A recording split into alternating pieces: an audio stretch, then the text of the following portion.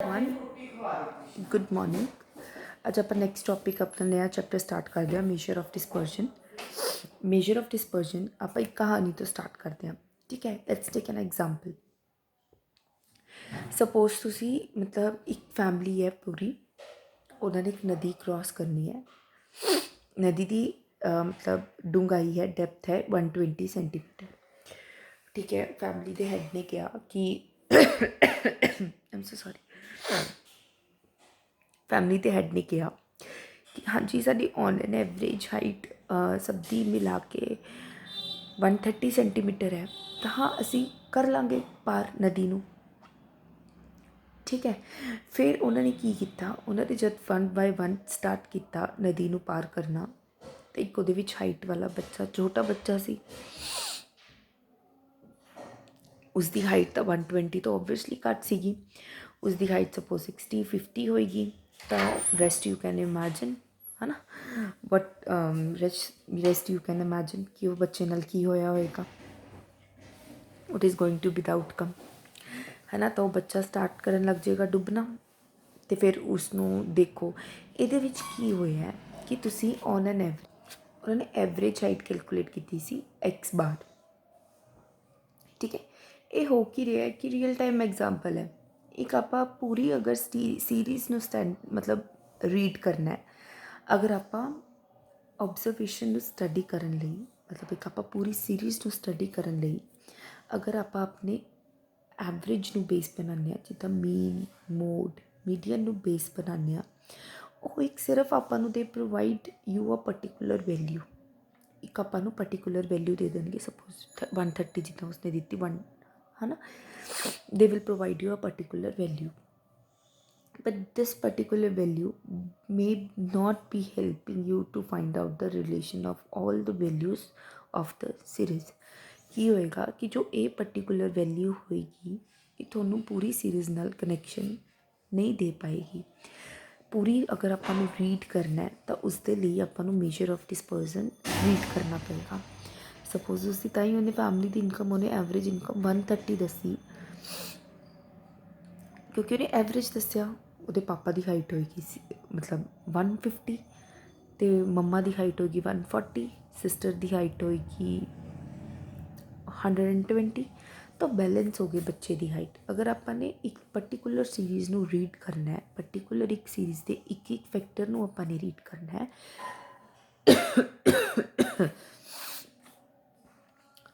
ਤਾਂ you should read about measures of dispersion, ਠੀਕ ਹੈ।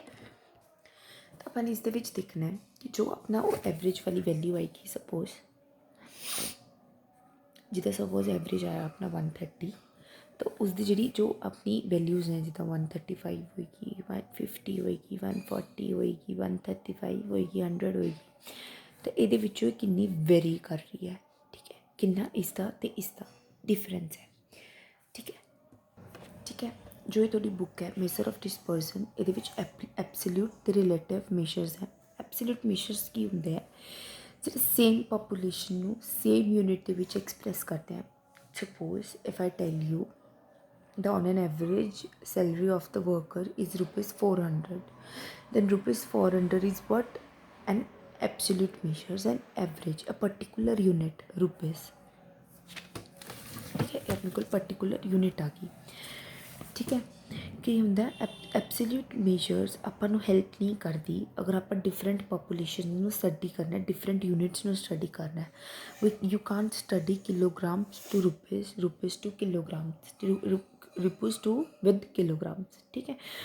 ਅਗਰ ਆਪਾਂ ਨੂੰ ਕੰਪੇਅਰ ਕਰਨਾ ਆਪਾਂ ਨੇ ਇਹਨਾਂ ਯੂਨਿਟਸ ਨੂੰ, ਤਾਂ ਆਪਾਂ ਨੂੰ ਰਿਲੇਟਿਵ ਮੇਜਰਸ ਆਪਾਂ ਨੂੰ ਨਿਕਾਲਣਾ ਪਏਗਾ, ਠੀਕ ਹੈ। Measure of dispersion by measure of central tendency ਸੇ ਮੀਨ, ਮੀਡੀਅਨ, ਮੋਡ। ਕੀ ਕਰਦੇ ਆਪਾਂ, ਜੋ ਆਪਣਾ ਐਬਸੋਲਿਊਟ ਮੇਜਰਸ ਹੁੰਦਾ ਨਾ, ਜਿੱਦਾਂ ਇਹ ਮੀਨ, ਮੀਡੀਅਨ, ਮੋਡ, ਇਹਨੂੰ ਆਪਾਂ ਡਿਵਾਈਡ ਕਰਦੇ ਹਾਂ ਰਿਲੇਟਿਵ ਡਿਸਪਰਜ਼ਨ ਨਾਲ। ਆਪਾਂ ਨੂੰ ਇਹਦੇ ਵਿੱਚ ਤਰੀਕੇ ਦਿਖਾਂਗੇ ਆਪਾਂ ਕਿਵੇਂ ਆਪਾਂ ਰਿਲੇਟਿਵ ਮੇਜਰਸ ਕਰਦੇ ਹਾਂ, ਪੋਜੀਸ਼ਨਲ ਮੇਜਰਸ ਅਤੇ calculated measures. Coefficient of range, coefficient in quartile deviation, coefficient of mean deviation, standard deviation, coefficient of variation, Lorenz curve.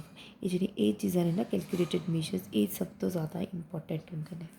ठीक है, फर्स्ट आप बेसिक तो स्टार्ट करते हैं positional measures, that is range. Range की होंगी है आप डिफरेंस क्रिएट करते हैं highest value from the lowest value of the series.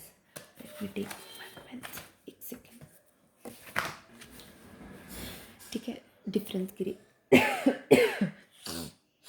Sorry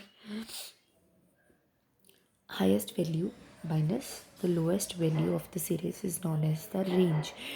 ठीक है, टू एक्सट्रीम आइटम्स डिस्ट्रीब्यूशन का आप डिफरेंस करते हैं, so the difference between the highest and the lowest value of the distribution. ठीक है, सपोज जिदा तुहानूं एग्जाम्पल दे रखी है, this is the individual series, in this we have also individual discrete and continuous series.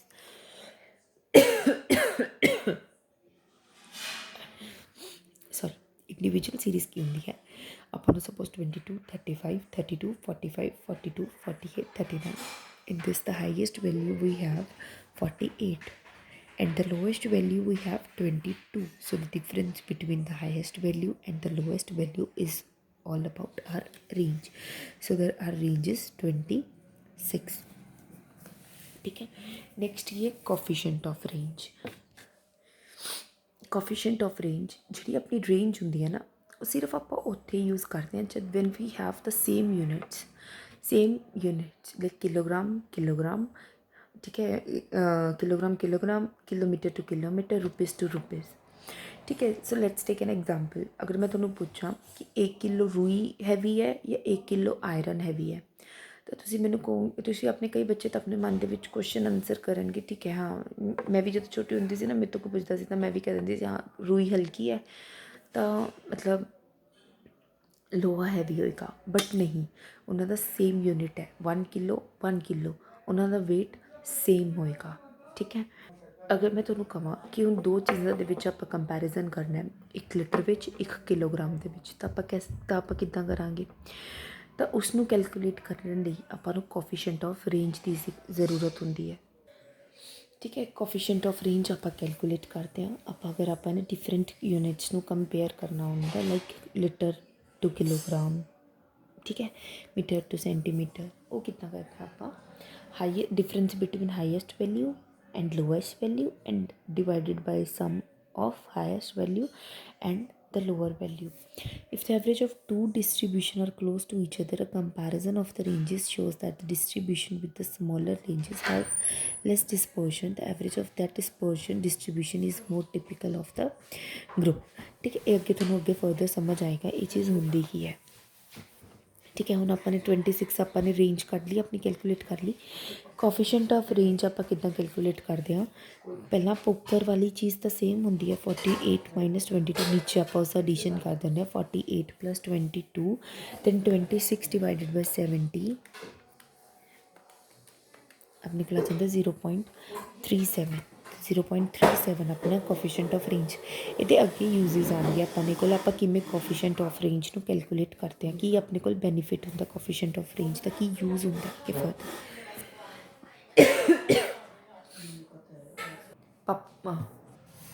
Discrete series के daily pocket allowance दिता हुआ है, रेंज तो कोफिशिएंट ऑफ रेंज कैलकुलेट करनी है। नंबर ऑफ स्टूडेंट्स दे रखे 35 स्टूडेंट्स का डेली अलाउंस 3 रुपीज़ है, 30 स्टूडेंट्स का 4 रुपीज़ है, 20 स्टूडेंट्स का 5 रुपीज़ है। ठीक है, एक्चुअल सीरीज़ तो अपने को यही है ना, ये तो अपने को नंबर ऑफ स्टूडेंट्स ने आप रुपीज़ देखना है कंपेयर करने लिए। रेंज कट दोगे तुसी, ये सब तो ज़्यादा अकरेंस 10 है, शॉर्ट के लिए 10 माइनस 3, तो अपने को रेंज आ जाएगी 7, highest value minus lowest value. Coefficient of range आ जाएगा 10 प्लस 3, 7 डिवाइडेड बाई 13, 0.54 अप्रॉक्स। ठीक है, नेक्स्ट अपने को होंगे कॉन्टीन्यूस सीरीज़। कॉन्टीन्यूस सीरीज़ के विच की होंगे 5 to 10, 10 to 15, 15 to 20, 20 to 25, 25 to 30, 30 to 35। Number of students they रखे हैं, उन्होंने मार्क्स की डिस्ट्रीब्यूशन दे रखी है। ये सब तो ज़्यादा अपने को हाईएस्ट वैल्यू कि आएगी अपने को 35, so you have to take 35 as the highest value and the lowest value is 5, so the difference between 35 minus 5 is 30। 30 marks 30 marks is your range, and the coefficient of range will be 35 plus 5, 30 divided by 40, 0.75 will be your coefficient of range. ठीक है, ਹੁਣ ਆਪਣੇ कुछ merits हैं, कुछ डीमैरिट्स हैं range के. ठीक है, मैरिट्स की यह है कि रेंज बहुत ईजिली कैलकुलेट हो जाती है. दो वैल्यूज़ एक्सट्रीम वैल्यूज़ लेनी है. If one is interested in getting a quick but not very accurate picture variability, one can compute range. ਹੁਣ ਆਪਾਂ ਨੂੰ ਹੁੰਦਾ ਵੀ ਕੁਝ ਆਪਾਂ ਨੂੰ ਜਲਦੀ ਆਨਸਰ ਚਾਹੀਦਾ ਅਤੇ ਬਟ ਆਪਾਂ ਨੂੰ ਉਹਦੀ ਕੁਝ ਐਕੂਰੇਟ ਪਿਕਚਰ ਨਹੀਂ ਚਾਹੀਦੀ. ਹਾਂਜੀ, ਐਕੂਰੇਟ ਪਿਕਚਰ ਹੀ ਤਾਂ ਆਪਾਂ ਨੂੰ ਡੀਪਲੀ ਉਸਦੀ ਸਟੱਡੀ ਕਰਨੀ ਪਏਗੀ, ਹੈ ਨਾ. We can't rely on the just highest value minus the lowest value. We can't compute the exact value, ਹੈ ਨਾ. ਮਤਲਬ ਇਹਦਾ ਕਿਆ ਦਿੰਦਾ, ਆਪਣੇ ਕੋਲ ਇੱਕ ਐਵਰੇਜ ਆ ਜਾਂਦੀ ਹੈ ਤਾਂ ਆਪਾਂ ਨੂੰ ਰੇਂਜ ਇਜ਼ ਯੂਜ਼ਫੁਲ. ਜਿੱਦਾਂ ਅਗਰ ਆਪਾਂ ਨੇ ਕੁਆਲਿਟੀ ਕੰਟਰੋਲ ਕਰਨਾ ਹੈ, ਅਗਰ ਆਪਾਂ ਨੇ ਪ੍ਰੋਡਕਟ ਦੀ ਕੁਆਲਿਟੀ ਚੈੱਕ ਕਰਨੀ ਹੈ, ਇੰਸਪੈਕਸ਼ਨ ਮੈਥਡ ਲਗਾਉਣਾ ਤਾਂ ਰੇਂਜ ਆਪਾਂ ਕੈਲਕੂਲੇਟ ਕਰ ਸਕਦੇ ਹਾਂ. ਵੀ ਜੇ ਹਾਈਐਸਟ ਪ੍ਰੋਡਕਟ ਲੈ ਲੈਣਾ, ਜਿੱਦਾਂ ਇੱਕ ਪ੍ਰੋਡਕਟ ਹੈ ਹਾਈਐਸਟ ਰੇਂਜ ਲੈ ਲੈਂਦੇ, ਉਹਦੀ ਲੋਐਸਟ ਰੇਂਜ ਲੈ ਲੈਂਦੇ, ਤਾਂ ਆਪਾਂ ਕਰ ਸਕਦੇ ਹਾਂ, ਇੰਸਪੈਕਟ ਕਰ ਸਕਦੇ ਹਾਂ ਕਿ ਹਾਂ ਪ੍ਰੋਡਕਟ ਦੀ ਕੁਆਲਿਟੀ ਠੀਕ ਹੈ ਜਾਂ ਗਲਤ ਹੈ. ਠੀਕ ਹੈ, ਉਸ ਤੋਂ ਬਾਅਦ ਕੀ ਕਰ ਸਕਦੇ ਹਾਂ ਆਪਾਂ, range plays an important role when statistical method of quality control are used. Statistical method मतलब in the sense of R charts, range plays an important role. R charts बनाने ने, अपने range charts बनाने, अपने statistical data लेना है, तो ये बहुत अच्छा method हो सकता है. Quality of product के विच ये main use होता है. Variations in stock and shares prices अगर होंदा, अगर कुछ होंदा ना the prices of share and stock, अगर कुछ वेरियंस आता है तो वो अपनी रेंज हैल्पफुल होंगी है. जिदा कुछ फ्लक्चुएशन आता है, गोल्ड ज्वेलरी प्राइसिस के कुछ फ्लक्चुएशन आता, अपन कंप्यूट करना ईजी हो जाता अगर आप रेंज मैथड अप्लाई करते हैं. Forecast the metrology does make use of the range in determining the difference between the minimum and the maximum temperature. The information is ਜਿਹੜੇ ਹੁੰਦੇ ਨੇ ਨਾ ਮਿਨੀਮਮ ਅਤੇ ਮੈਕਸੀਮਮ ਟੈਂਪਰੇਚਰ ਦੇ ਵਿੱਚ ਵੈਦਰ ਫੋਰਕਾਸਟਿੰਗ ਕਰਨ ਵਾਲੇ, ਉਹਨਾਂ ਲਈ ਇਹ ਥੋੜ੍ਹਾ ਜਿਹਾ ਯੂਜ਼ਫੁਲ ਹੋ ਜਾਂਦਾ ਹੈ. ਡੀਮੈਰਿਟਸ ਇਸ 'ਤੇ ਕੀ ਹੈ, ਸਭ ਤੋਂ ਵੱਡਾ ਡੀਮੈਰਿਟ ਕੀ ਹੈ ਕਿ ਸਰ ਆਲ ਆਈਟਮਸ ਦੇ ਬੇਸਿਸ 'ਤੇ ਨਹੀਂ ਹੁੰਦਾ. ਆਪਾਂ ਰਿਲਾਈ ਨਹੀਂ ਕਰ ਸਕਦੇ ਉਹਨੀ ਲਾਰਜ ਅਤੇ ਸਮਾਲ ਵੈਲਿਊ ਦੇ ਅੰਡਰ, ਹੈ ਨਾ.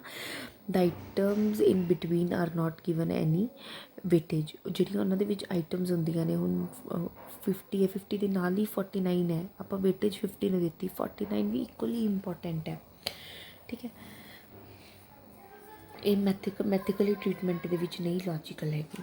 Range is too indefinite to be used as a practical measure of dispersion. ये मतलब इनडेफिनेट है, कोई डेफिनेट वैल्यू नहीं हैगी अगर आप मेजर ऑफ डिस्पर्शन का प्रैक्टिकल करते हैं. Range is affected by unusual item of the series as take into account only item largest and smallest, but what would be the very close to the smallest and largest. Under such circumstances range cannot be considered as reliable. Same point ही होंगे ने, जो 49-50 वाला example दिता है ना, आप उत्ते क्यों नहीं रिलाई कर सकते. In open end class series, हाँ जी, अगर अपन open end class, lower end upper class अगर अपन दिती नहीं हुई तो आप रेंज कितना कैलकुलेट करांगे. ठीक है, range is very much affected by the fluctuation of sampling. The value of range is very never stable. कदे स्टेबल नहीं रही, जिन्हें आप वेरियस सैंपल लवांगे उन्ना ही फ्लक्चुएट करती रहेगी. ठीक है, if the two values that is the smallest and the largest of the distribution are not changed. देखो ये अगे की होंदा है, अगर सपोज सारे पॉइंट्स के तुहानूं सेम चीज़ दी हुई है, ये किया हुआ भी अगर आप स्मॉलेस्ट तो लार्जेस्ट वैल्यू नहीं चेंज करते बट पिछली सारी सीरीज़ आप चेंज कर देने तो भी डाटा अपना फस्ट तो लार्जेस्ट वैल्यू तो सेम ही रहेगा. ठीक है, कोई भी इफेक्ट नहीं पाएगा, कुछ चेंज नहीं आएगा, तो ये आप रिलाई नहीं कर सकते. कोटाइल डेविएशन अपने को एक नैक्सट टॉपिक आता है, कोटाइल डेविएशन. कोटाइल डेविएशन के होंगे है, ये भी आप लार्जेस्ट तो स्मॉलेस्ट. कोटाइल कितनी दो तरह की होंगी है, quartile Q1 and Q3. Q1 तुहानूं पता कितना कैलकुलेट करते हैं, Q3 भी तुहानूं पता कितना कैलकुलेट करते हैं, जो अपने पिछले चैप्टर के बहुत थॉरली रीड किया. इंटरकोटाइल रेंज किमें आप करते हैं, Q3 माइनस Q1. रेंज भी यही होगी, Q3 highest value minus Q1 lowest value. ठीक है, सैमी इंटरकोटाइल रेंज और कोटाइल रेंज. सैमी मतलब कि हो जाता डिवाइडेड बाय 2, इसनूं डिवाइड कर दो 2 नाल, Q3 minus Q1 divided by 2. इसनूं ही आप कोटाइल डेविएशन भी बोल देंगे. ठीक है, कोटाइल कोटाइल डेविएशन अलग होंगे, इंटरकोटाइल रेंज अलग होंगी है. ठीक है, फिर आप करते हैं इन्हों का कोफिशेंट ऑफ कंट्रोल रेंज. ये तो अगे इन्ना यूजफुल नहीं है मैथड. ਕੋਫੀਸ਼ੀਐਂਟ ਆਫ ਕਟਾਈਲ ਰੇਂਜ ਹੁਣ ਆਪਣਾ ਕੀ ਹੈ, ਆਪਾਂ ਕਹਿ ਦਈਏ ਅਗਰ ਆਪਾਂ ਨੇ ਕੋਈ ਕੰਪੈਰੀਜ਼ਨ ਨਹੀਂ ਰੱਖਣਾ, ਇਹ ਤਾਂ ਹੋ ਗਿਆ ਕਿ ਕੇਜੀ ਦਾ ਕੇਜੀਜ਼ ਨਾਲ, ਰੁਪੀਜ਼ ਦਾ ਰੁਪੀਜ਼ ਨਾਲ। ਹੁਣ ਤੁਹਾਨੂੰ ਦੱਸਿਆ ਸੀ ਨਾ ਕੋਫੀਸ਼ੀਐਂਟ ਆਪਾਂ ਬੇਸਿਕਲੀ ਕਿਉਂ ਕਰਦੇ ਹਾਂ। ਹੁਣ ਆਪਣੀ ਵੀ ਹੈ, ਆਪਾਂ ਨੂੰ ਵੀ ਪਤਾ ਆਪਣੀ ਕਾਸਟ ਕਿਵੇਂ ਡਿਸਕਰਾਈਬ ਹੁੰਦੀ ਹੈ, ਆਪਣੇ ਪਿੱਛੇ ਜੋ सरनेम लगे होंगे। अगर सपोज सब दे सरनेम हटा दिए तो मैं कि एक कॉमन पर्सन, मेरी कास्ट के कुछ भी नहीं इंडियन, ठीक है। तो एवं होंगे अगर आपने कास्ट हटानी है तो डिफरेंशिएट करना है अलग अलग सीरीज़ नाल, तो आप करते हैं coefficient of quartile deviation, interquartile range का नहीं, क्वार्टाइल डेविएशन का। वो कितना करते हैं Q3 minus Q1 Q3 plus Q1। हूँ ये फॉर्मूला ड्राइव कितों होया, इतों ही ड्राइव होया, जिदा देखो Q3 minus Q1 upon 2 Q3 plus Q1 upon 2। जो तुम उपर लैके जाओगे 2 के नाल 2 कैंसल हो जाएगा, तो बिल्कुल 8 दोनों बच जाएंगे। Q3 minus Q1 Q3 plus Q1, ठीक है। नैक्सट आप इसका फॉर्मूला लगा के देखते हैं। अपन इंडिविजुअली सीरीज़ दी हुई है 55 60, सेल दी हुई है लैक्स के, ठीक है। किन्ने 1 2 3 4 5 6 7 8 9 10 11 12, ठीक है। Q1 का फॉर्मूला क्या होंगे n+1 अपॉन 4, n किन्ना 30 12 12 प्लस 1 अपॉन 4 13/4 3.25 आइटम, ठीक है। ये किमें करते होंगे आप, ठीक है। और मेरे को 3.25 आइटम आया, उन्हें आप कितने कैलकुलेट करांगे, साइज ऑफ थर्ड आइटम 25 की होंगे 0.25 100, कैंसल करो इसमें 1/4 आ गया तो 1/4 fourth item minus third item,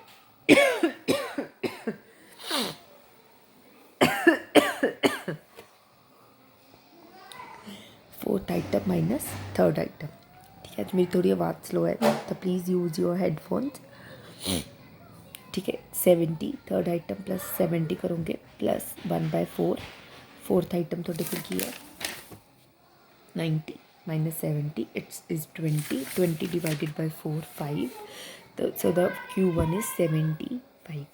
Q3 as अपने को आ जाएगा 3 कर देने आप जस्ट, n किन्ने अपने को 12 plus 1 13 divided by 4 into 3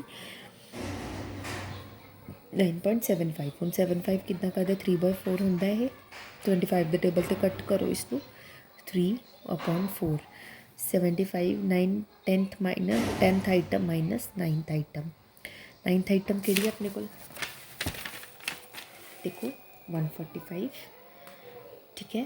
9th item कि अपने को 145, ये भी अपने को 145 ही है, तो 145 माइनस 145 0, सो 145 अपने को आंसर आ जाएगा। क्वार्टाइल डेविएशन कितना कटोगे तो Q3 145 माइनस 75 डिवाइडेड बाय 2 35, ठीक है। कोफिशिएंट कितना कटोगे तो Q3 minus Q3 plus Q1 0.318, ठीक है। ਤੁਹਾਨੂੰ अगर क्वेश्चन ਦੇ ਵਿੱਚ ਕੋਫੀਸ਼ੀਐਂਟ ਕੱਢਣ ਨੂੰ ਕਹੇਗਾ ਨਾ ਤੁਸੀਂ ਤਾਂ ਹੀ ਕੈਲਕੂਲੇਟ ਕਰਕੇ ਆਣਾ, ਅਦਰਵਾਈਜ਼ ਨਹੀਂ ਕੈਲਕੂਲੇਟ ਕਰਕੇ ਆਣਾ। ਅਗਰ क्वेश्चन ਦੀ ਡਿਮਾਂਡ ਹੋਏਗੀ ਤਾਂ ਹੀ ਤੁਸੀਂ ਕੱਢ ਕੇ ਆਣਾ, ठीक है। नैक्सट आपने की कैलकुलेट करना है क्वार्टाइल डेविएशन तो कोफिशिएंट कैलकुलेट करनी है। आपने इनकम दे रखी है, तुसी की करना काउंट करना है Q1 करना है Q3 करना है 1 2 3 4 5 6 7 8 9 10 11 11 प्लस 1 12 12/4 थर्ड आइटम 370, ठीक है। Q3 कटोगे n+1 4, ठीक है 36 1200, ठीक है। फिर आप करेंगे QD quartile deviation Q3 minus Q1 minus 370 upon 2 415 अपने को आंसर आ जाएगा। कोफिशिएंट करेंगे 0.529 अप्रॉक्स। ये थोड़ा कैलकुलेटर एक मतलब होंगे हैं भी को तुसी कॉलेज कैलकुलेटर लेके जा सकते हो, ठीक है। नैक्सट अपना दिता होया आपने कटना है, आपू जो अपने को डिस्क्रीट सीरीज़ होंगे ने when you have a frequency तो तुसी की करते हो सब तो पहले कम्यूलेटिव फ्रीकुएंसी करते हो। कम्यूलेटिव फ्रीकुएंसी तुहानूं दिते हो एज इन ईयर्स दिते हुए हैं, ठीक है 50। ये अपने पिछे इंडिविजुअल सीरीज़ च पढ़ा सी क्वार्टाइल डेविएशन तो कोफिशिएंट ऑफ क्वार्टाइल डेविएशन, ये 3 रेंज होंदियां ने, ठीक है। रेंज ते नेक्स्ट हमारे पास होता है जो क्वार्टाइल डेविएशन। ठीक है, ਹੁਣ ਆਪਾਂ ਕਰਦੇ ਹਾਂ क्वार्टाइल डेविएशन ਦੀ डिस्क्रीट सीरीज़ ਦੇ ਵਿੱਚ। डिस्क्रीट सीरीज़ की होंगी है, अपने को एज दे रखी है, number of teachers, cumulative frequency ਤੁਹਾਨੂੰ ਇਹ ਪਤਾ ਹੀ ਹੈ ਨਾ ਆਪਾਂ ਕਿੱਦਾਂ ਕੈਲਕੂਲੇਟ ਕਰਦੇ ਹਾਂ। 10 + 12 22 + 15 37 ਇੱਦਾਂ ਕਰਕੇ। ठीक है, ਇਹਦੇ ਵਿੱਚ ਆਪਾਂ Q1 ਕਿੱਦਾਂ ਕੈਲਕੂਲੇਟ ਕਰਦੇ ਹਾਂ। ਤਾਂ 85 + 1 / 4 21.5। ਇਹਦੇ ਵਿੱਚ ਤੁਹਾਨੂੰ ਉਵੇਂ ਕੈਲਕੂਲੇਟ ਕਰਨ ਦੀ ਜ਼ਰੂਰਤ ਨਹੀਂ, ਇਹਦੇ ਵਿੱਚ ਅਸੀਂ ਇੱਥੇ ਚੈੱਕ ਕਰੋ ਕਿੱਥੇ ਲਾਈ ਕਰੇਗਾ। 37 ਤਾਂ ਕਿਹੜੀ ਆਪਣੀ 22 ਸੌਰੀ 21.5 ਹੈ ਨਾ, 22 ਤਾਂ 51। ਠੀਕ ਹੈ, 51 ਆ ਜਾਏਗਾ। ਇਹਦੇ ਵਿੱਚ ਆਪਣੇ ਕਿੰਨਾ ਆ ਜਾਏਗਾ 64.5 ਹੈ, ਇਹਦੇ ਵਿੱਚ ਲਾਈ ਕਰੇਗਾ ਜੋ 55 ਦੇ ਵਿੱਚ। क्वार्टाइल डेविएशन ਤੁਸੀਂ ਕੱਢ ਲਓਗੇ 2, ਕੋਫੀਸ਼ੀਐਂਟ ਆਫ 0.38 ਅਪਰੋਕਸ ਆ ਜਾਏਗਾ। ਕੰਟੀਨਿਊਸ ਸੀਰੀਜ਼ ਦੇ ਵਿੱਚ ਤੁਸੀਂ ਕੀ ਕਰਦੇ ਹੋ, ਕੰਟੀਨਿਊਸ ਸੀਰੀਜ਼ ਦੇ ਵਿੱਚ ਸੇਮ ਹੁੰਦਾ ਆਪਣਾ, ਆਪਾਂ ਕਮਿਊਲੇਟਿਵ ਫ੍ਰੀਕੁਐਂਸੀ ਕੈਲਕੂਲੇਟ ਕਰਦੇ ਹਾਂ। ठीक है, उस तो बाद आप कैलकुलेट करते हैं। देखो Q1 कढ़िया अपने n/4 70/4 17.5 आइटम। 17.5 आइटम अपनी किस दे विच लाई करती है, देखो 19 केड़ी सीरीज़ आई अपनी 10 20। देखो ये जरूरत होंगी ना L1 अपन ऊपर वाली टर्म की भी जरूरत होंगी है, और सब देख ध्यान रखियो 15 19 28। देखो ਇਹਦਾ ਫਾਰਮੂਲਾ ਕੀ ਹੁੰਦਾ ਹੈ, L1 10 n/4 कितना अपने को 17.5 minus cumulative frequency 4 F15 common difference इसी का ही सीरीज़ का 10। फॉर्मूला लगाऊंगी 19 आ जाएगा। इदा ही तुसी Q3 का कैलकुलेट करना है, 33.44 आ जाएगा। फिर क्वार्टाइल डेविएशन कड्डो, कोफिशिएंट ऑफ क्वार्टाइल डेविएशन कड्डो। ठीक है, ये थोड़े आंसर आ जाएंगे। नैक्सट की क्लास में आप कल कंटिन्यू करते हैं merits and limitations of quartile deviation. एक बार सम प्रैक्टिस करियो करे। ठीक है, जल्दी तो जल्दी इस चैप्टर को कंप्लीट करने की कोशिश करते हैं। Thank you.